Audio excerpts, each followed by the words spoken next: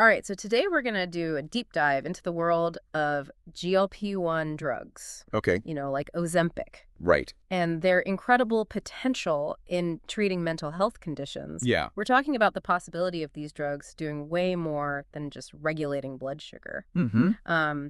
We've got some fascinating research here from ACS Central Science Okay. that suggests a link between these drugs and improvements in conditions like depression, anxiety, and even Alzheimer's.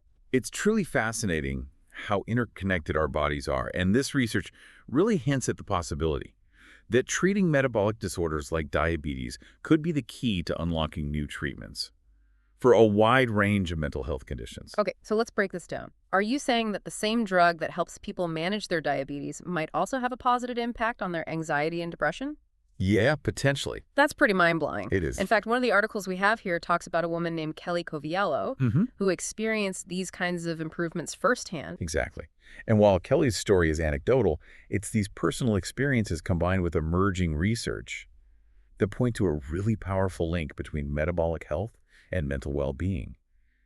We're also seeing studies that show a strong correlation between conditions like type 2 diabetes and a higher prevalence of mental health diagnoses. It's like all those times we hear about the mind-body connection suddenly have real scientific backing. Yeah. But this isn't just some vague idea, right? Wait. There's hard evidence to suggest that these drugs could make a real difference. Absolutely. It's not just about anecdotal evidence. For instance, this article highlights a study where researchers found that improving insulin resistance, which is a metabolic issue, actually led to noticeable improvements in individuals diagnosed with severe depression. Wow, that's huge. Yeah. So we're talking about potentially life-changing results here. Potentially. But I have to ask, how are these GLP-1 drugs, and just to be clear, we're talking about glucagon-like peptide-1 drugs. Right. How are they actually working in the brain to create these changes? That's the million-dollar question, Yeah. isn't it? Right.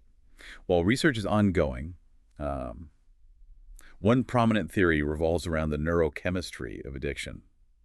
Essentially, studies suggest that GLP-1 drugs might be able to reduce cravings by influencing how dopamine, the reward chemical, operates in our brains. Okay, so dopamine, most people probably associate that with feeling good, right? You're on the right track. Yeah. Dopamine plays a critical role in our brain's reward system, which is linked to motivation and pleasure. What's interesting is that research suggests that GLP-1 drugs might be able to actually modify how dopamine is released and how our brains respond to it, potentially reducing the intensity of cravings. So it's not just about feeling good, it's about regulating those impulses that drive addictive behaviors. This could be huge for addiction treatment. Yeah. Are there any other ways these drugs might be working in the brain? There are a few other avenues researchers are exploring. One that's really interesting is inflammation. You see, inflammation is a major player in lots of mental health conditions. And researchers believe that GLP-1 drugs might actually work by reducing this inflammation in the brain. So instead of just managing the symptoms, these drugs could potentially address one of the root causes of these conditions. Exactly. That's incredible. Yeah, it really is a fascinating avenue of research. And, while more work needs to be done, the early findings are incredibly promising. This is all so exciting. But if these GLP-1 drugs have such incredible potential for treating mental health conditions, why aren't they already being used for that purpose? Well, you bring up a really important point. While the potential is definitely there, and we're seeing some really positive results in early studies, it's crucial to remember that we're still in the early stages of understanding exactly how these drugs work in the brain, specifically when it comes to mental health. Right. We need to be absolutely certain about their long-term safety and effectiveness for these specific applications. So it's all about making sure we fully understand the implications before we start using these drugs to treat things like depression and anxiety. What are some of the specific areas that researchers are focusing on right now? One area that's getting a lot of attention is the impact of GLP-1 drugs on cognitive function, particularly in individuals with depression. Okay. For instance, Dr. Rodrigo Mansour from the University of Toronto, he is doing some groundbreaking work in this area. Cognitive function. We're talking Yeah. about things like memory, focus, attention, that kind of thing, right? Exactly. And Dr. Mansour's research suggests that GLP-1 drugs could potentially improve these very cognitive functions. In people struggling with depression and bipolar disorder. Okay. Imagine if, in addition to alleviating the emotional burden of these conditions, these drugs could also help people think more clearly and regain control over their thoughts. Wow. That would be a game changer for so many people. Right. This research is shedding light on just how intertwined our physical and mental health really are. Absolutely. And it's not just about treating existing mental health conditions either. One of the articles we have here highlights the perspective of Dr. Mahavir Agarwal. He's a psychiatrist who specializes in mental health and metabolism. Okay.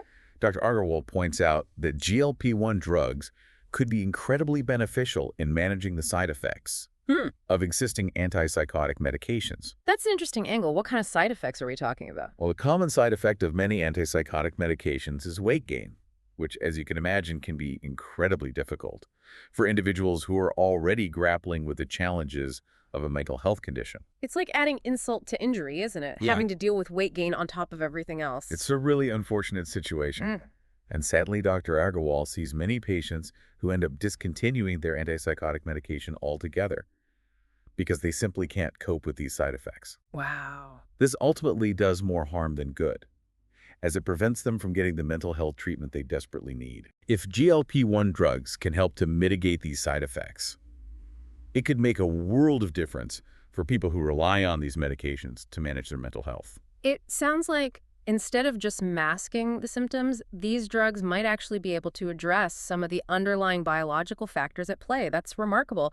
Now, we talked earlier about the role of dopamine in addiction, but I'm curious to learn more about how these drugs might be working at a molecular level to bring about these changes. So we've got this potential impact on addiction, maybe even helping people find that internal motivation again. Yeah. And there's also that whole inflammation angle we talked about. Absolutely. If you recall, we discussed how chronic inflammation is linked to a whole host of mental health conditions. Right. Well, researchers like Olivia Rascal from Toulouse University Hospital, they believe that GLP-1 drugs might actually work by reducing this inflammation in the brain. It's like calming the waters, so to speak, allowing the brain to function more effectively. That's a great way to put it. And while more research is certainly needed to fully understand the mechanisms at play, the initial findings are incredibly promising. This has been such an eye-opening deep dive. It's amazing to think that the future of mental health treatment could be found in something initially researched for diabetes. It really speaks to the interconnectedness of our bodies, doesn't it? And it highlights how groundbreaking discoveries can come from the most unexpected places. Absolutely. So as we wrap things up, what's the one key takeaway you hope our listeners walk away with? I think the biggest takeaway here is that we're on the cusp of a potential paradigm shift in how we approach mental health. While GLP-1 drugs are still primarily used for diabetes treatment, this research opens up a world of possibilities for addressing mental health conditions in a whole new way. It's a truly exciting time for the field. It certainly is. And for you listening, if this deep dive has sparked your curiosity, I encourage you to delve deeper into the fascinating world of GLP-1 research and its potential implications for mental health. You never know, you might just stumble upon the next big breakthrough.